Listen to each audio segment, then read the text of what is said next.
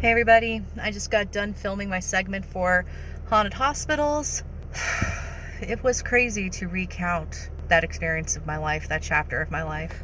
I never really told anybody about it. Hello my spooky crew and welcome back to my channel, or welcome to my channel if this is your first time here. My name is Alex and welcome to my spooky corner of the internet. Crazy thing happened. My episode on haunted hospitals finally hit Discovery Plus. It's weird to watch yourself on TV. I've been on TV a few times. It's always weird to watch myself on TV because a lot of times it's, I really look like that.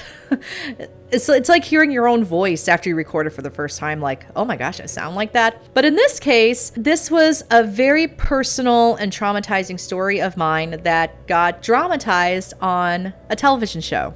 So, meaning there was an actress playing me, there was an actress playing my mom, which is crazy. And I was really seeing my story come to life in an artistic and dramatized way. It was a reenactment. It was pretty crazy to watch that. And I've gotten a lot more followers on Instagram and Facebook and Twitter since then. And if you are watching this video after seeing the episode on haunted hospitals, I want to say, hey, thanks for finding me.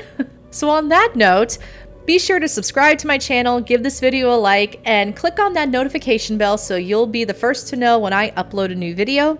Crazy thing, if you don't click on that notification bell, then you may never hear from me again, even if you have subscribed to my channel, because, you know, YouTube is weird like that. Also, you might have noticed that I am in a hotel right now. I am in Winston-Salem, North Carolina for a convention called Congregate. I am really excited to be here. I'm going to be speaking on some paranormal panels, and I'm going to be selling books, and I have some buttons, and so, you know, basically it's buy my stuff.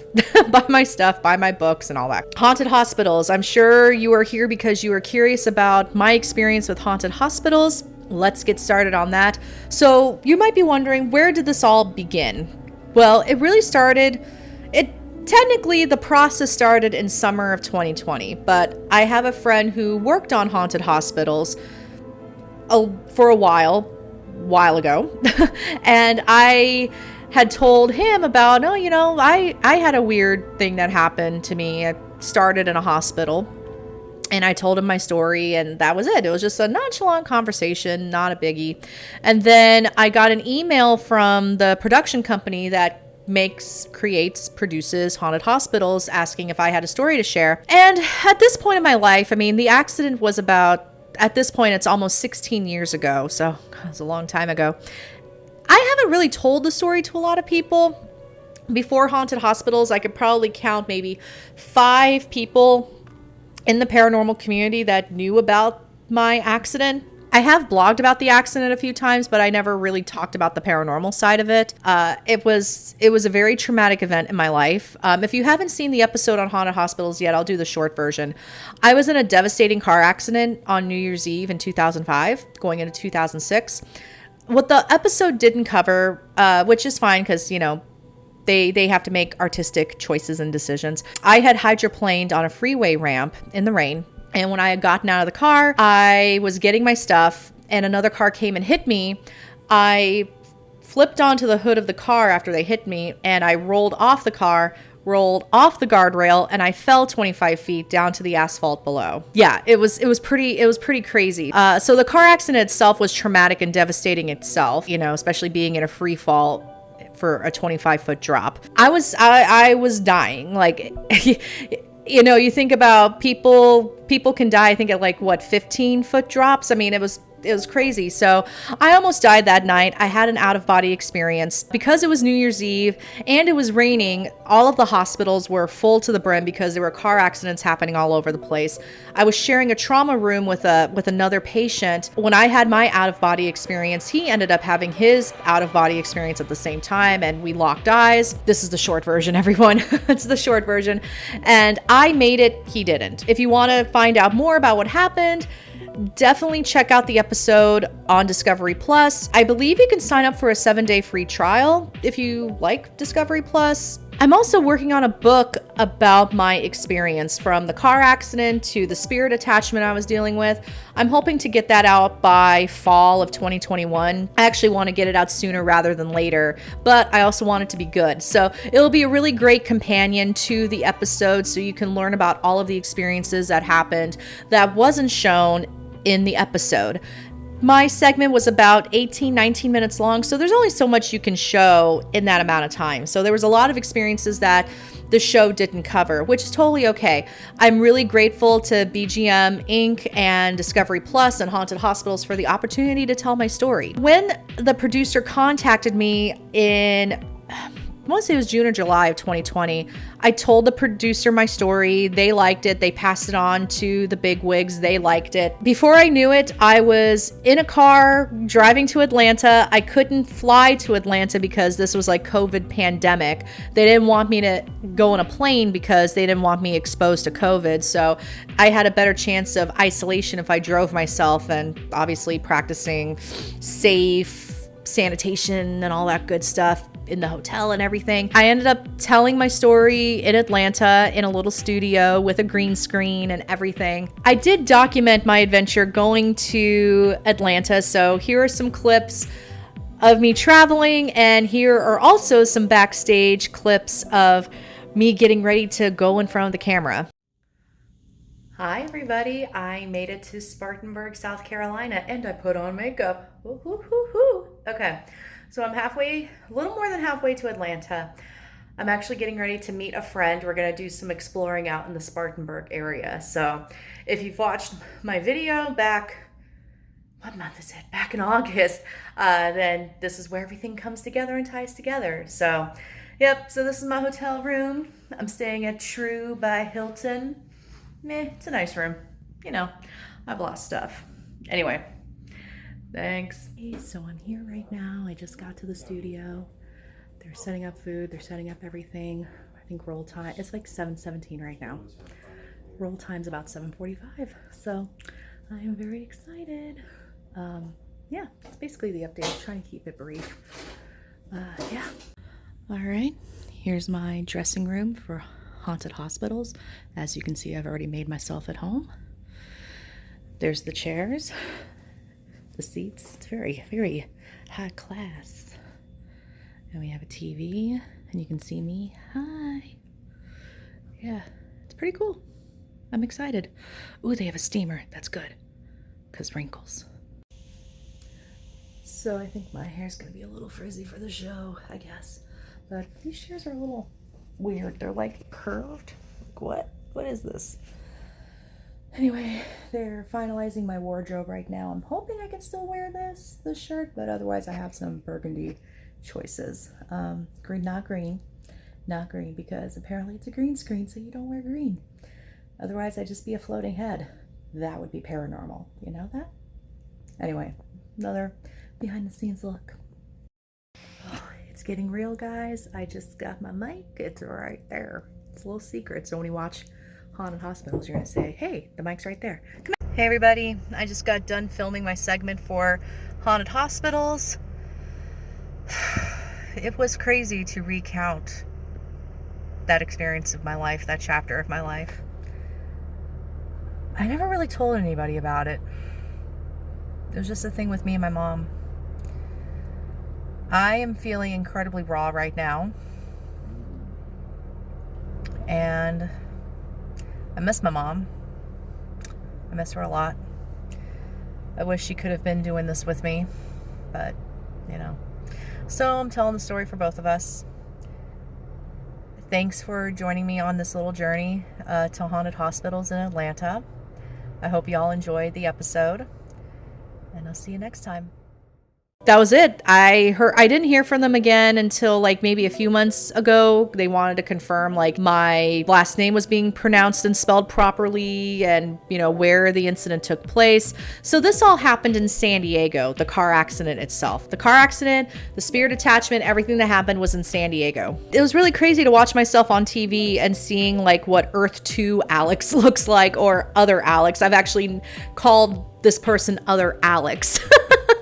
Because Yeah, it's really interesting to see how they dramatized my story. And like I said, I'm super grateful to BGM and Discovery Plus, Travel Channel, Haunted Hospitals. I'm so grateful for them for letting me tell the story. And so I don't really have a lot of criticisms with it, because I think they did a good job of telling my story and still staying respectful. Now, I will say I didn't scream nearly as much in my hospital room or at home. There was a little bit of screaming, but it wasn't like constant. So, you're really just getting like snippets of what happened. And I'll cover this more in the book that I'm working on as well. I did get to a point where living with an attachment like this became normal. It definitely got normalized, and I'm like, okay, there he is. And the man in the leather jacket, he actually chose his form, or it seems like he chose his form, because sometimes he appeared very bloody, and he actually appeared a lot more gruesome than what you saw on TV, which I totally understand why we got like the rated G version, because if y'all saw the actual way that the man in the leather jacket presented himself to me, it was terrifying. Like, we're talking like he died in a motorcycle accident, and I guess he had skidded on one side of his body, so we're talking like scraped up stuff. It was pretty gruesome. But then there were other times he appeared, normal, just like, well, if you think I'm normal, just like how I'm presenting myself to you right now, nicely dressed and, no blemishes on the skin, I hope, that kind of thing. That's really it. I mean, obviously they had to make some changes, and it's totally fine. It's totally fine. But yeah, just seeing myself on TV and seeing the way my story was presented, it was a source of healing for me as well. I guess it was kind of like having closure to this chapter of my life, even though I feel like that chapter has been over for a long time. I haven't really thought about my car accident or the man in the leather jacket a lot until it was time to film Haunted Hospitals. It's definitely one of those things where it was so long ago, and I'm such a different person now. I mean, I was 19 when the accident happened. I was 19. I was in my sophomore year of college. I was a kid. Like, literally, I was a kid. I wasn't even old enough to drink yet. And I was a theater kid. I had paranormal experiences before this time of my life, but I wasn't a paranormal investigator. Maybe I would sneak out and go to a cemetery, but that was it. Also, the TV show Ghost Hunters had just come out. Like, I think it may have been like a year or two old at this point. I watched it, but I was like, I was more interested in like supernatural and theater and Broadway. And, that's where my focus was at that moment of my life. And I had also come out of a really terrible relationship, so there was a lot going on with this, and I feel like the car accident was my jolt back into reality. The man in the leather jacket, I don't know who he was in life. I never found out his name. That's actually, if I had any regrets throughout this chapter of my life, it's that I never found out his name. I never found out who he was. I don't know who he was in life or what kind of person he was in life. So this is a big spoiler alert if you haven't watched the episode. He was very angry and very resentful towards me because I survived New Year's Eve and he didn't. He was very resentful. I mean, the episode is titled "Why You and Not Me." That was something that he had said to me numerous times throughout my recovery process, and it seemed that as I got better and as I started transitioning back to normal life, the more intense the activity got because I was moving forward and he wasn't. I don't know if in life maybe he was like that in life. Now, Richard Estep, who was the person who analyzed my case, he had mentioned like the way we are in life, we can be in death. So it could be possible that the man in the leather jacket was somebody who held grudges and was really resentful or jealous of things that he didn't have or couldn't have, and that followed him into the afterlife. Now, there is a little bit of differences of how the case was resolved, but I'm not going to dive into that right now. I know, I'm sorry. I'm not going to dive into it right now because I need to give you some motivation to read my book. And I'm actually still trying to really process it myself. I think it's important that this wasn't a demon I was dealing with. It wasn't a demon. It was a very angry and resentful human spirit. I mean, when you think about it, his life got cut short. He was fairly young. I mean, I would say, I think he was around his 30s, mid 30s, maybe going into early 40s. His life was cut short too. I mean, for all I know, he had a family. He may have had kids, You know, he had a mom, he had a dad, he may have had brothers and sisters. I mean, he had a life, and it got cut short like that. I got extraordinarily lucky. I shouldn't have survived that night. I mean, I walked away from that. Well, I didn't walk away from that accident. I was severely injured after that accident. I vertically sheared my pelvis. I broke 3 vertebrae in my back, and I shattered my tailbone. Like, I still don't have feeling in my lower back. I have 2 titanium screws in my hip from that accident, and I can feel it when the weather changes. Like, it rained yesterday. My hip told me that it rained. I mean, I'm talking like I'm 80 years old. It's like, oh, my hip can feel the weather change. It's going to rain, Carl. It's one of those things where I have the hip of an 80-year-old woman now. Well, I guess maybe not, because I have screws in my hip, but I got lucky. The way that I landed on the asphalt below, onto the road below, it was the perfect angle to not die. I mean, I didn't land on my head. I didn't land on like anything. Like, I did have some internal bleeding that night. I mean, actually, I had a lot of internal bleeding. My blood pressure was so low they couldn't give me pain meds, so that was a lot of fun. By the way, I was conscious the entire time.